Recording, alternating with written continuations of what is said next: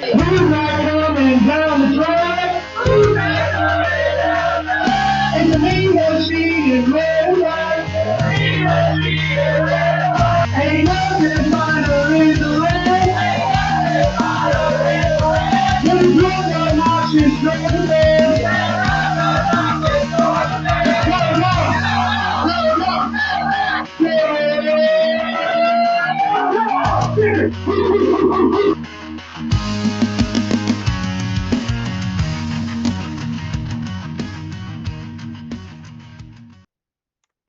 What's up, y'all? This is John and Caleb back for another episode of the Nothing Finer podcast. Tonight, I guess this could technically, if you wanted to call it that way, this could be the first Defend Your Conspiracy episode, even though it's not really, because in approximately 7 minutes, I will sound insane. Um, it's sounding insane to get to a point. Like there's a purpose, but it's going to take a minute. I don't have a clue how I'm getting there. I have a lot of information that I researched today, and we're going to get to it. But um, I do. Should we go ahead and make the announcement that we were 2 days late reading the email on? Yeah, let's do it. All right. So good news for everyone except for Caleb and his family is that he will be getting kidnapped. Yep. Because the Nothing Finer podcast went 2 out of 3 best podcast in Savannah. Just even year winners is it Yep, just what it is. That's how it goes. But we did win. Thank you to everybody who voted for us. I'm not even sure if we're supposed to announce it yet. They didn't say not to, but they didn't say to. Look, if they didn't say not to, that's on them. That's how I feel about it. It's late May when the magazine's coming out and the open bar party is. So like I don't know. We won. They can't take that crown from us. I have screenshots of the email. So Yep. And I have our last crown hanging on my shelf over here. It actually is just like I don't even know if this is around anymore, PC anymore, but like you remember back in the day, especially if your mom was involved in church, like the Oriental Express magazines where you could order craft surprise. Yeah, it's definitely like an Oriental Express paper crown, but it says it says best of Savannah, and they can't take it from me. Nope, they sure can't. So you have a couple things you want to get into before we get into everything else. Yeah, as the guy who's kind of become the resident basketball guy on this podcast, I would be remiss if I did not mention the fact that by the time you listen to this, you will know how Georgia fared in the first round of March Madness. We do not, because we are recording it about an hour before tip-off. So we will probably... It was a 9 o'clock game. I don't know if I'm gonna be No, awake. it's 9:45. Yeah, 9:45 tip-off. You know what? I probably will not be awake for the end of the game. Yeah, I may not either. I'm gonna try. But I don't know that I'll be able to keep my eyes open that long. But good luck.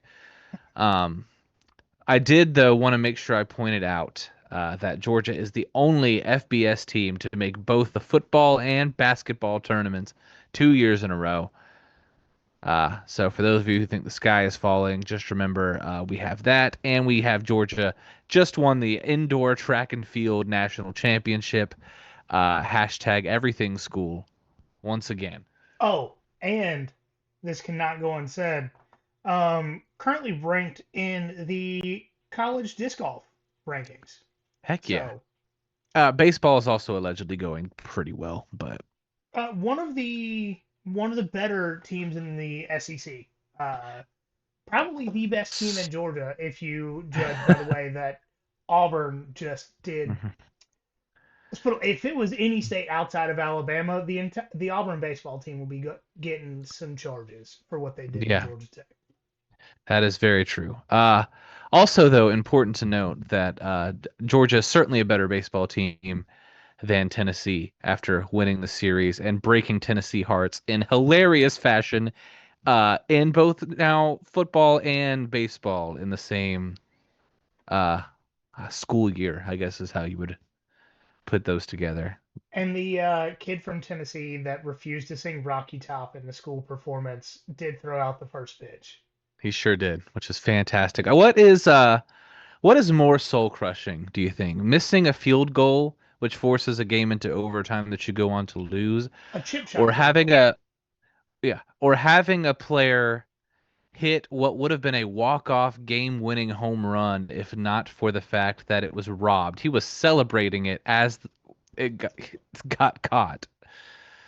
You know, I feel like just to throw more shade at Tennessee, we do need to add context to both of these.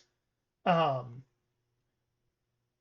in the football, it was they had a double-digit lead in the fourth quarter. Georgia stormed back and threw a fourth and like 14, 30-yard touchdown pass, dropped in a bucket to London Humphreys. And then the defense just gave up 70 yards to allow a chip shot field goal that you proceeded to miss. And then Georgia runs it in with a running back who had a total of like 85 yards on the season to win that game. That's not throwing any shade at McCray there, but it's just Mm, fact. And then, the baseball, Georgia was down in that game, comes back yeah. to tie the game, and then takes the lead in the game. And then 2 outs, bottom or top of the ninth. Like you have a chance to take the lead going into the bottom of the ninth, and you hit a phenomenal ball. Like let's just be honest. No shade at the Tennessee player. This was absolutely a well struck ball.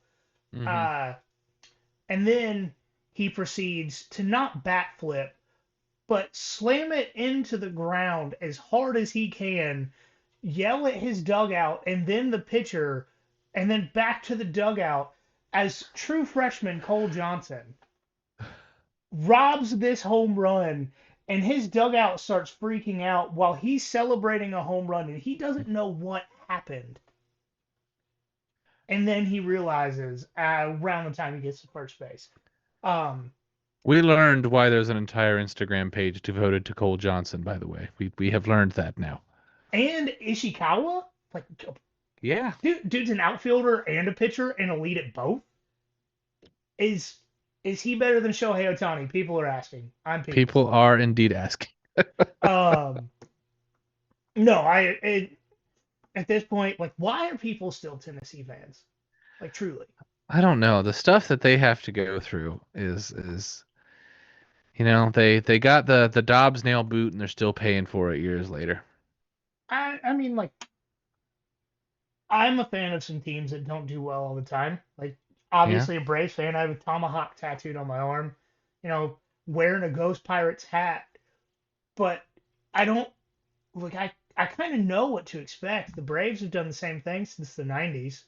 Hmm. The Ghost Pirates have like they've won more games this year than they ever have before. Like I know pain as a fan, but I've come to expect it. And every year Tennessee fans expect the world and get Nothing. cow pies. They get cow pies. Yeah. I Couldn't happen to worse people. yeah, very true. No, nobody deserves it more. That's for sure. All right, I do want to let's complain start about drawing one thing. stuff on the. Oh, go ahead. Yeah, by all means. Um,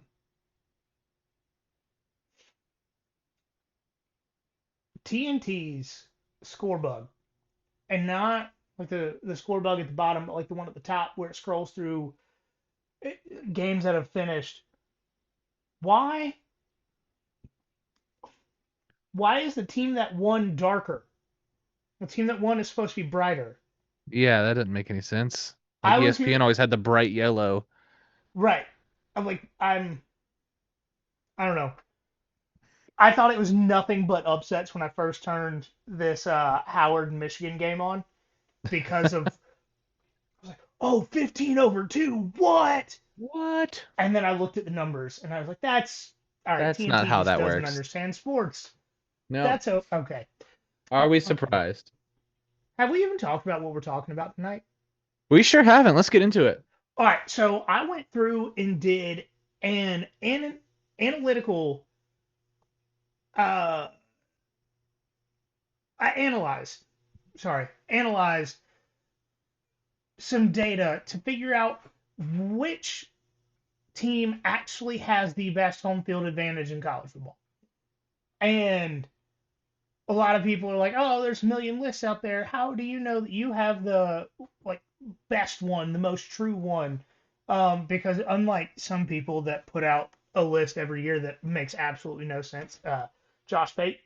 Mm-hmm. Sorry, I had to cough. Not to call anybody out, Josh Pate, but Yeah, not to call anybody out, Josh. But like I actually went through and I had criteria on, here it is, record at home overall, record at home against ranked teams, record at home against top 10 teams. And I didn't just say like, oh, it's going to be all SEC teams because they play the most ranked teams because there's more ranked teams in the SEC than any other conference.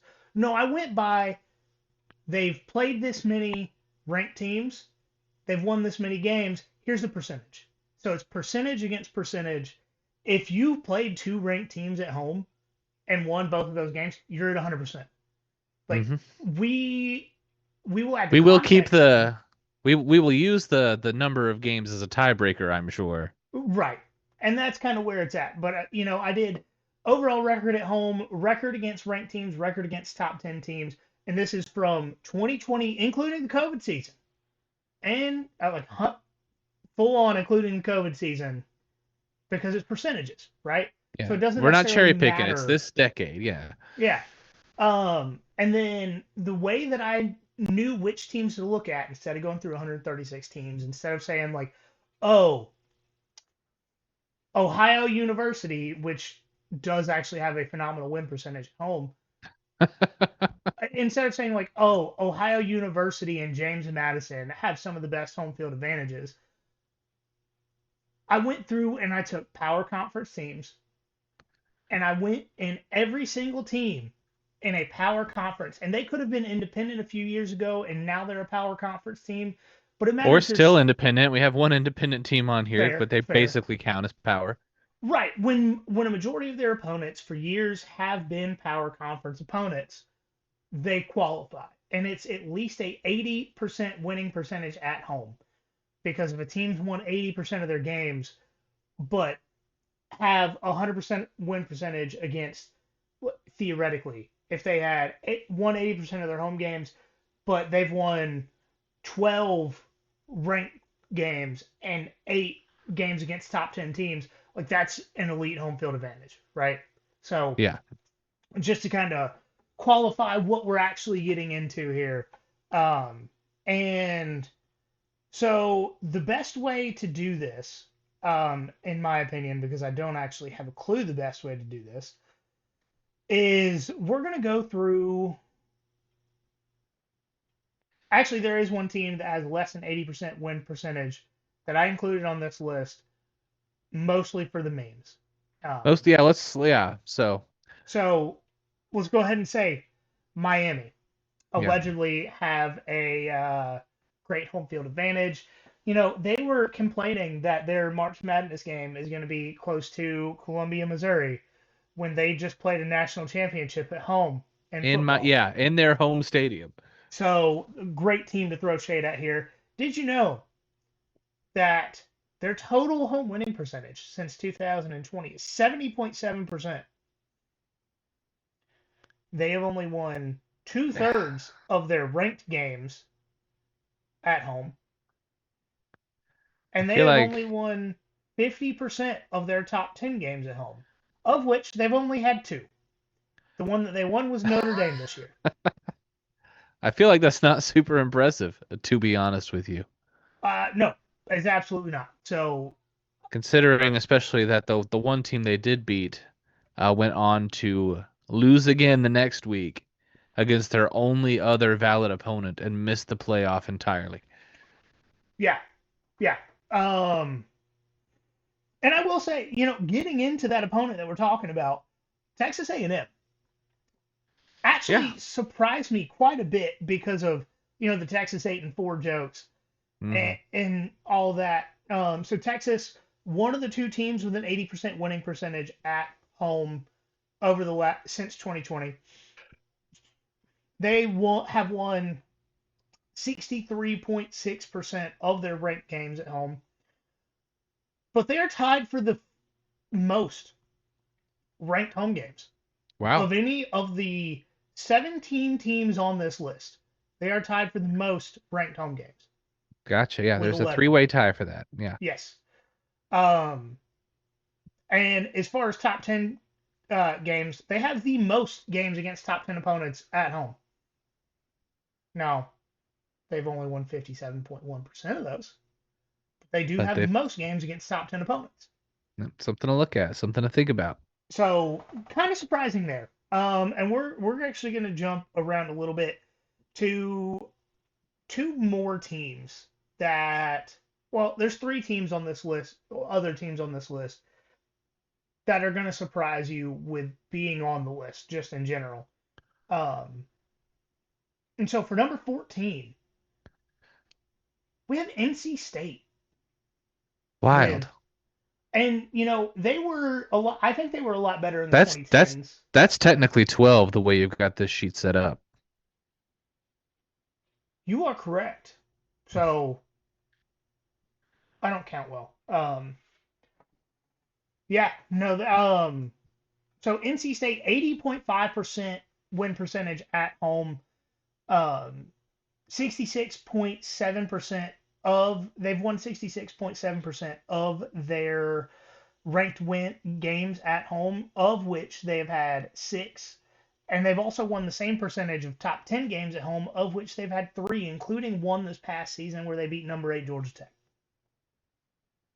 So, I had said a minute ago, like, oh, they were good in the 2010s and it kind of carried over a little bit.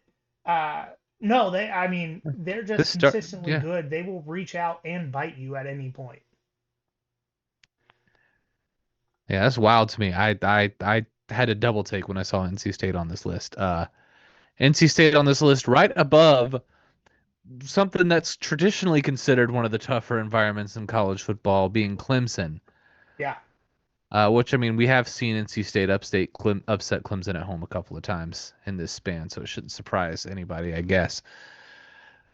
But yeah, Clemson sitting below NC State with just an 80% win percentage at home, which I guess is hurt by the fact that it doesn't include a lot of that semi-historic win streak at home they had going in the late teens. Yeah. It's really fallen off since then, which we know in multiple ways. Looks like a 6-3 record against ranked teams. So another 66.7 win percentage. They actually have the same number of top 10 games at home as NC State, except they have a worse record in them. They've only won one of those games. Yeah. No, kind of wild. Um, So fake Death Valley really fallen off in the 2020s. and ironically, the Battle of Death Valleys in week one of the 2025 season was one of their three top 10 games that they've had since 2020. Mm-hmm. It just surprising, to say the least. Um, and the other was the game against Florida State, the year that Florida State was good, their quote unquote unconquered year.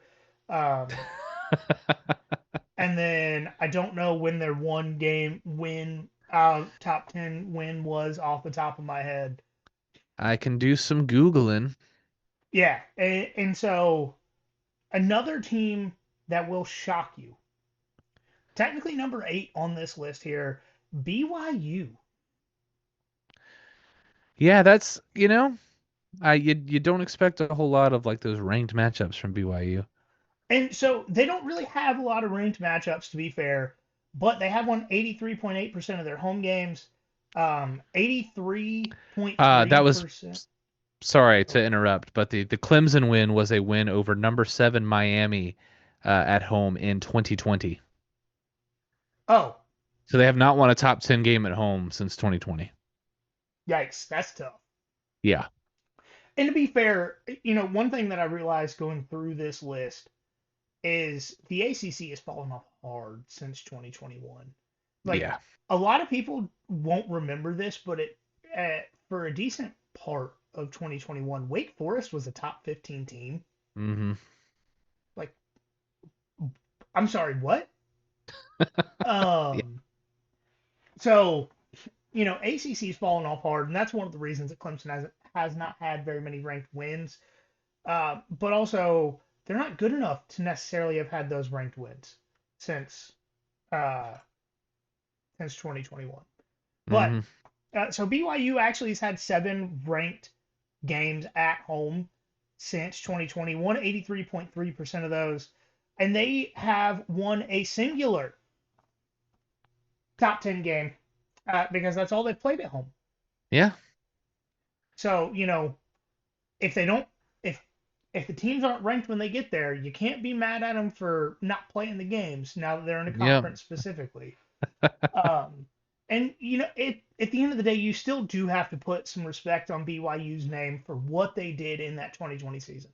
Being Mhm. independent, they played more games than any Big Ten school.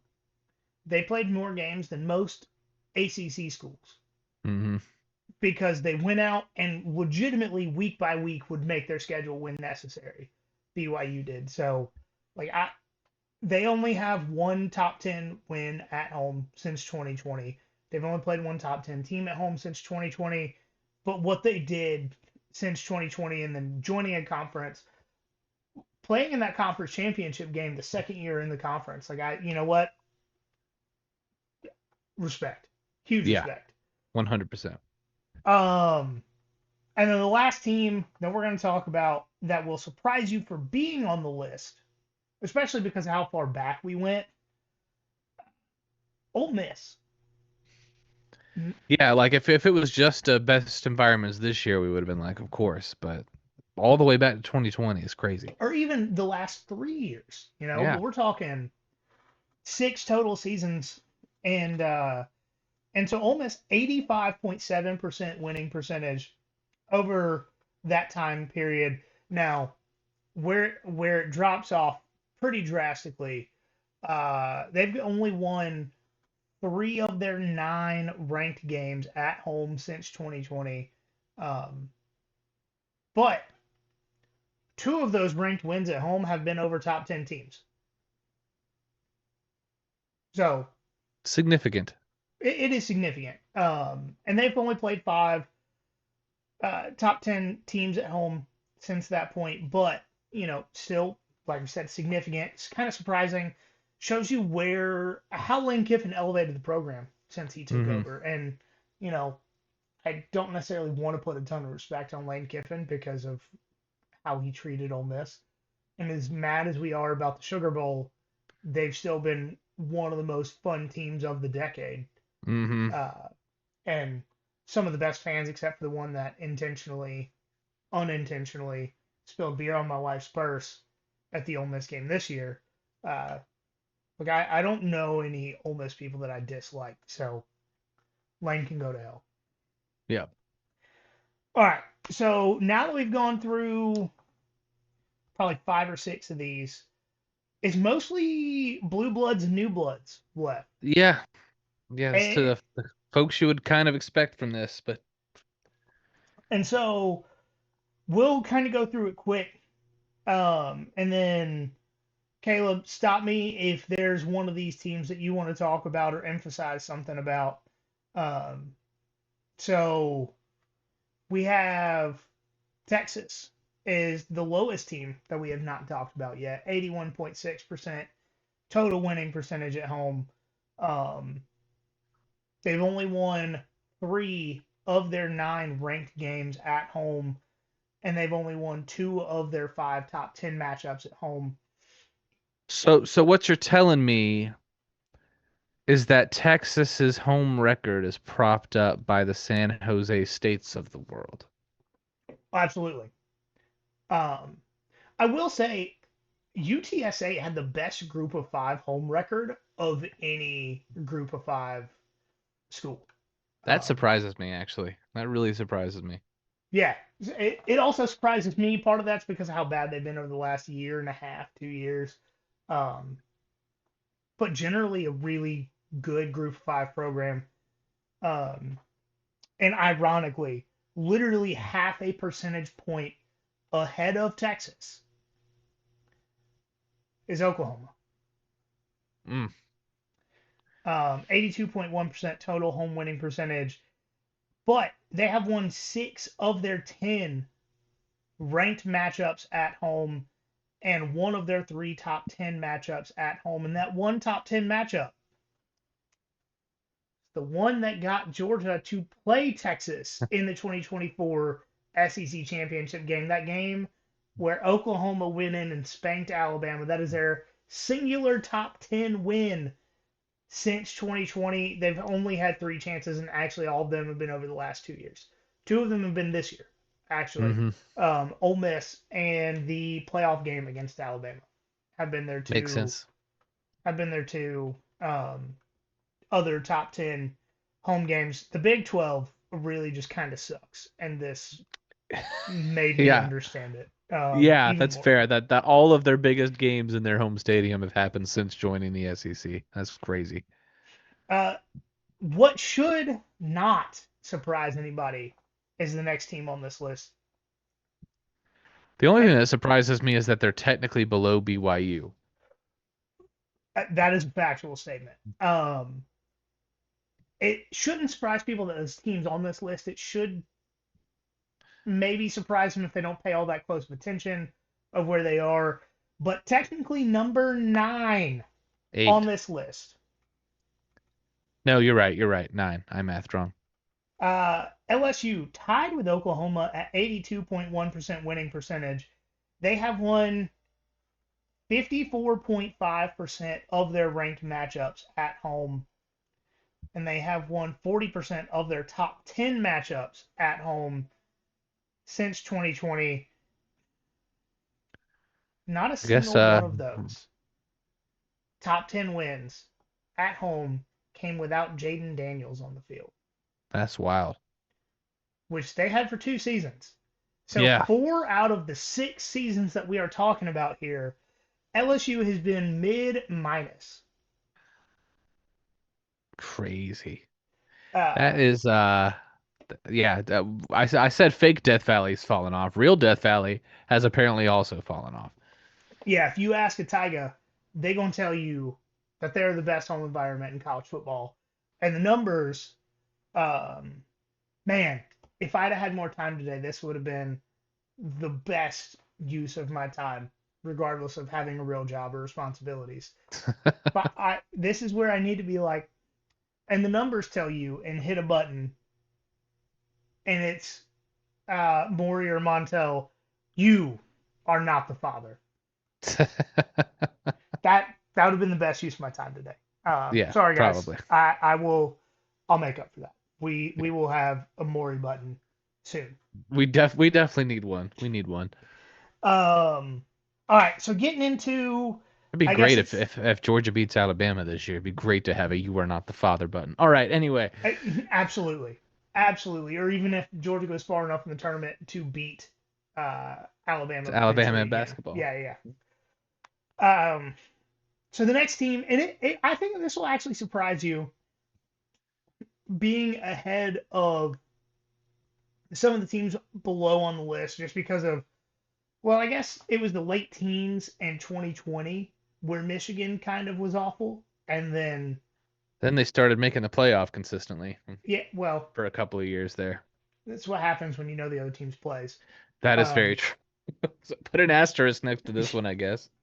Michigan's won 84.6% of their home games. They won, 3 out of their 5 ranked matchups and 3 out of their 6 top 10 matchups. Put an asterisk next to this as well. 2 of those 3 top 10 matchups have been beating Ohio State. Okay, I was about to ask how they had more top 10 games than ranked games. Because of typo. Fair enough. Okay, gotcha. Yeah. Yeah. So I just want to make sure I got the numbers right now. Okay, yeah. No, they had 3 ranked wins, 3 top 10 wins. 2 of those top 10 wins have been Ohio State. one top 10 win was Penn State. Gotcha. So, you know, the Big Ten also kind of sucks. You're not wrong. I will say That the is. Big Ten was so much more fun when in the early 2020s it would be a like 12th ranked Minnesota scoring 40 points a game going to play Michigan. Yeah, I miss those days. Like it made Big Ten football worth watching instead of like, oh, PJ Fleck getting his 2-star quarterback and running back who just came back and has his Achilles taped together because there's no one else on the roster to go play Ohio State, who the lowest rated recruit on the team is a 5-star because they just have more money than you. Right. Uh, I know every conference has that problem, but it seems to be more exasperated in the Big Ten right now. Couldn't agree more. All right. Notre Dame. I feel like this is, as Georgia fans, we have a skewed perspective of Notre Dame's home field advantage. And we've been told by the Notre Dame guy that we've talked to, his last name is Priester. I can't remember his first name. But the Notre Dame guy that we've talked to over the last few years, he said that after the 2017 Georgia at Notre Dame game, they kind of reevaluated the way they dispersed home game tickets because of Georgia fans' impact on the stadium. So it's probably why we have such a skewed perspective. But Notre Dame has won 84.6 of their home games. 75% of their ranked home matchups and 2/3 of their 6. So they've won 4 of 6 top 10 games at home. That does surprise me because I always seem to remember the big games. They tend to come up short even at home. But I according to this, that's not true. So a lot of those were the late 2010s that we remember. And then, so the 2 top 10 games they've lost at home, A&M this year, Mm-hmm. Ohio State 2024. That's it. Wow. Those are the only 2 home games that they've lost, top 10 matchups. They've beat Clemson as a top 10 team twice at home since 2020. Crazy. Yeah. So, you know, I guess you have a better chance of beating Notre Dame at home as a MAC team than you do as Clemson. Statistically, that is a correct statement. All right, and I will say the top 4 on this list is kind of where I think things get more what's the word I'm looking for here? Contested between fans. I Yeah. would say the top 4 here is for the most dedicated fan bases in college football. I would also say, though, there is some clear separation within this top 4 in terms of just statistical facts about who. But we'll get into it, though. We'll Correct, get into and it. and there is an actual like 6.5 point jump between 5 and 4. So like Yeah. it is a significant jump. There's definitely tiers to this, um, and the tier really goes 1 to 4, step down 5 to let's say 8, and then it's BYU and everybody else. Yeah. Um, but number 14, we have Ohio State with 92.5% winning percentage. They have won 2/3 of their, so they've won 6 of 9 total ranked games in the horseshoe, and they've won 87% of their 8 home top 10 matchups since 2020. And that just kind of tells you if they've have 8 top 10 games and 9 total ranked games at home since 2020, this tells you kind of how top heavy the Big Ten is. Yeah. 100%. Do you want to go through our number 3 team? Yeah. Number 3 is a team Georgia fans know very well. Oregon. They have won a total of 94.6 of their home games since 2020, which is very impressive. Keep that in mind, though. The first 4 seasons out of the 6 included in this, they were in the Pac-12, so you do have to keep that in mind. But they have won 75% of their 8 ranked games at home and 75% of their 4 top 10 games at home. So being 3-1 against top 10 opponents in that time is nothing to scoff at whatsoever. And to put a little context into both of those last two figures, the one top 10 game they've lost at home since 2020 was Indiana this year. Yeah, the eventual national champion Indiana. Right. And then they played significantly more. I want to say 6 of their 8 total ranked home games were actually within the Pac-12. Okay. And they played Ohio State at home last year and then Indiana. And then Indiana this year. I could be wrong. I am, talking about some numbers that I looked up That does sound right. I seem to 6 remember hours ago. us mostly saying Oregon had easy pass to the Big Ten championships the last couple of years because that's how the schedule worked out. But Yeah. And then, I have a lot of disrespect that I'm going to put into number 2 here. do it by all means, please do.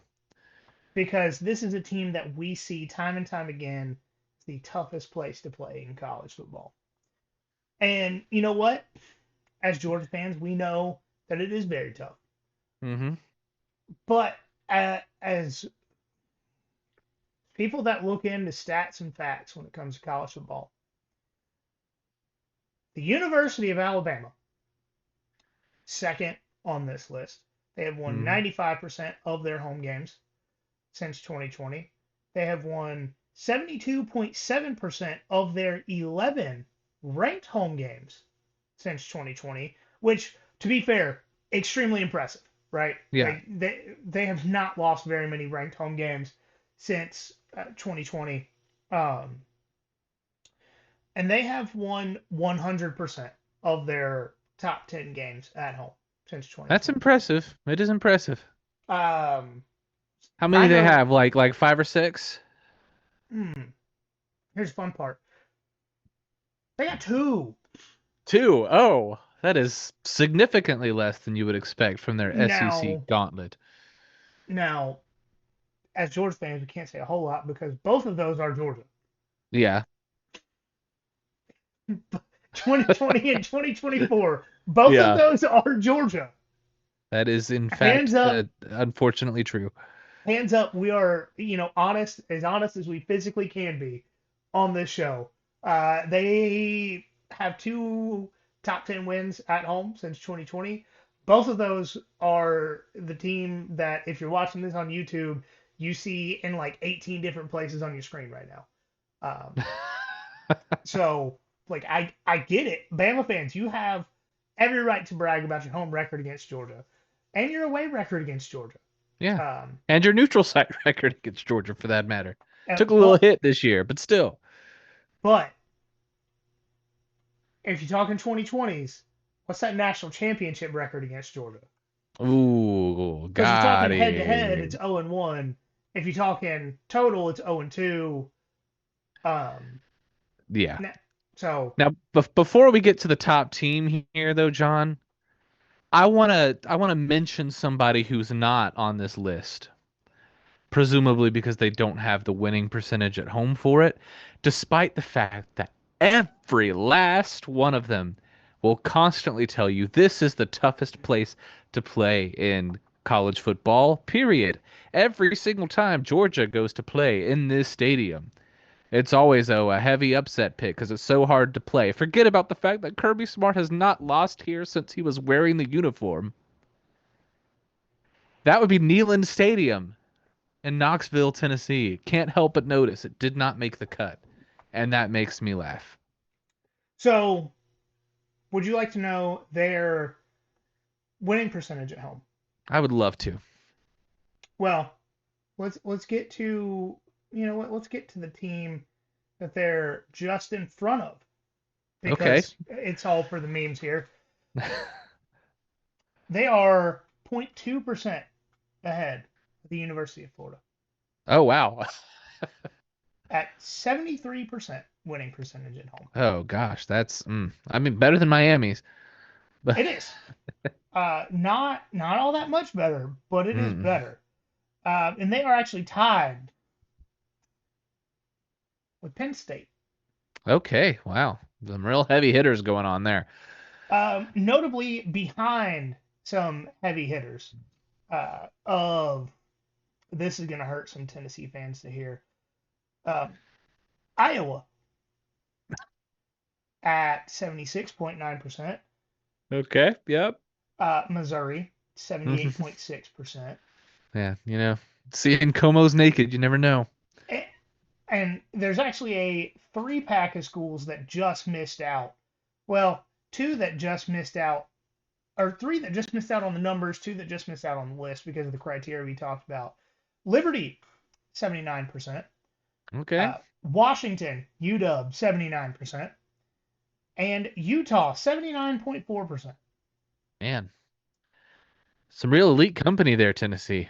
And, while we are here, I do want to talk about the G5 schools that are elite at home. Might as well.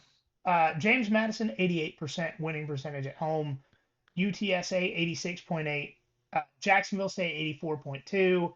Delaware, which, to be fair, their stats only count for this year, but they were 5-1 at home this year. And if SMU had been a Power 5 school for longer than 2 of the 6 years we were talking about, they probably would have been included in this list because they have an 82.9% winning percentage at home. But for most of that time, they were group of 5, and I didn't feel like that was a fair comparison. Yeah, fair enough. And then the University of Ohio, 81.3%. Memphis, 80% on the dot. So these are our group of 5 teams and SMU that just missed out on making the mark. But also, to be fair, Memphis has ranked wins at home. I believe. No, Jacksonville State beat Florida State at Florida State, so that's not technically a home win. And Yeah. yes, that was 100% just to throw shade at Florida State, who It is very funny. I tried to put in this list. And their winning percentage at home over the 2020s is god awful. Mm, It 61.5, just crazy. behind Duke That's and Wake Forest. wow. That is horrendous. They had a quote unquote undefeated, unconquered season in that too. They did have an entire season where they didn't lose a regular season game, and they're still Hmm. with Wake Forest and Duke for the entire decade of the 2020 so far. Man, Yeah, that's how does Mike Norvell have a job? Is what I would like to know in because response to that. after that 2023 season, They gave his him way too his much agent money. his agent earned every single penny he's ever Yeah, gotten paid by Mike Norvell. gotcha. So, you ready to talk about the team that is very clearly head and shoulders above the rest of these when I look at this? I am. I feel like we should split this. Okay, great. Go for it. Yeah, so number one is Sanford Stadium in Athens, Georgia, and it's not particularly close. So we're gonna start off. Overall, Georgia has won 97.1% of their games in Sanford Stadium since the year of our Lord 2020. I can tell you the number of games Georgia has lost at home in that span. Counted on one hand. In fact, I can count it on one finger. And it's the same That's finger that I want to give this team. Yeah, exactly. Those damn Crimson Tide, of course. But that's it. Yeah. Which leads, I believe, to a very impressive winning percentage against ranked opponents of 90.9 in 11 games. Not too shabby. Right. And it's so the 3 teams that were tied with 11 ranked games at home, Georgia, Alabama, and Texas A&M. I will say LSU and Oklahoma were tied for second at 10, so also respectable. But yeah, no, Georgia, Bama, and A&M tied with 11. And the really, I could have not said a single word all night except for this last thing that I really want to read off. Georgia's winning percentage at home against top 10 teams, of which they have played six, Which is which tied for second most, I believe, on mhm, this list. it is. It's absolutely tied for second most. Their winning percentage against top 10 teams, of which they have played six since 2020. 100%. How, you may ask? And Bama was not in the top 10 when we Bama was inexplicably not in the lost to top them. 10. They were 17. Yeah, Okay. they had been blown out by a Florida State team that didn't make a bowl game a couple weeks before this. Yep. That and shockingly, they're one of Florida State's few home victories Hmm. this decade. Um, so if that game, if Bama had won that game, Florida State would be tied with South Carolina for Well, winning wow. percentage at home.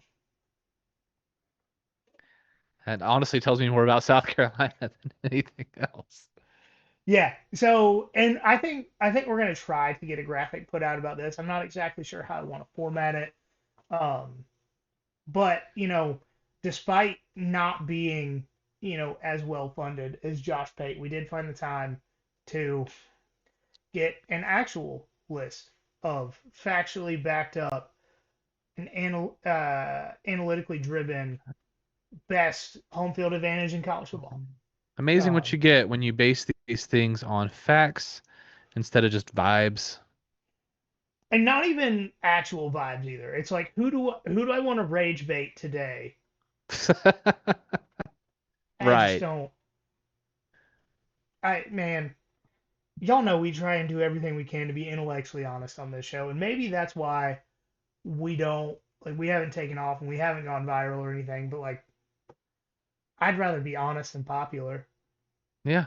So But Georgia's just had really good teams in that time, and that's why they won a whole. You're telling me these other guys haven't had good teams? You're telling me right, Ohio State hasn't had good teams since 2020? are you Give me a telling break. me that the number one ranked Tennessee team that came into Athens and got their tail handed to them wasn't a good team? Right. I mean, if you want to talk about victories over the number one team in the country instead of top 10 wins, um, Georgia and Bama will be tied with one. Yep. So just also, I think Auburn will be tied with one, but that's Jordan Hare magic, which Yeah. Good old voodoo. What can you do? I actually do intend on digging into some Jordan Hare magic at some point this offseason. That's going to be one of those times where I am very bored over the summer. All right. Y'all know I don't necessarily watch a lot of basketball, but I just looked up after having this conversation that I've thoroughly enjoyed talking a lot of trash about teams and having numbers to back it up. At halftime, Howard and Michigan were close, and now it's 93-65 Michigan. Yikes. I mean, it's a 1 versus 16, but that's still. Yeah, Like, that's I'm not that's even a sure lot. Howard has scored 16 points in the second half of this game. Yeah, good job, Howard. I'm excited to see one of my 11 over 6 upset picks looks pretty good right now. Oh, there you go. Also, you know what? We have not been able to record since the brackets were announced. If you want in on our bracket challenge, it'll be midway through the first round. We're keeping it open if we can. Um, but the person who ends with the most points, so how it works for the points, the person who ends with the most points not only will get to join us for an episode, but they get to decide the topic for the episode. Mm. So, uh, if you hear this and you want to join the bracket challenge, send us a message. If you know us personally, send us a text, and we'll get it out there. Because it'll be fun. So, Yeah. um, and also if one of the three of us win the bracket challenge, we will just go to the next person to get. We won't though. We No, we we don't do the basketballs. no, I have the I don't even know how many minutes are in a half of college basketball, but it's currently 5 minutes and 26 seconds left in the second half of this game. And this is the most college basketball that I've watched this year, so I'm wrong about all of it. Yeah. So this is your opportunity to kind of run the show for a night. And if you get too off the rails, we will just act like it didn't happen. So Yeah. So be warned about that. Make sure you're actually on topic and actually being entertaining. yes. But we want to thank you guys again for helping us win Best Podcast in Savannah. 2 out of 3 years means a lot to us.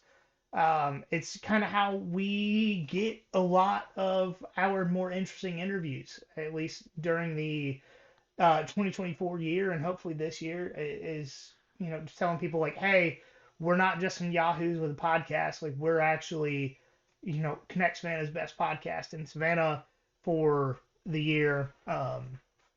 So we'll get some cool opportunities by using that. But it's all thanks to you guys. So make sure you follow us at nothing.finder.pod on Instagram, at finderpod on Twitter, Facebook, YouTube, TikTok. Just look us up. You will find us there. And the video of us kidnapping Kaleb. And always remember, y'all, there's nothing finer in the land. A drunk, obnoxious Georgia fan.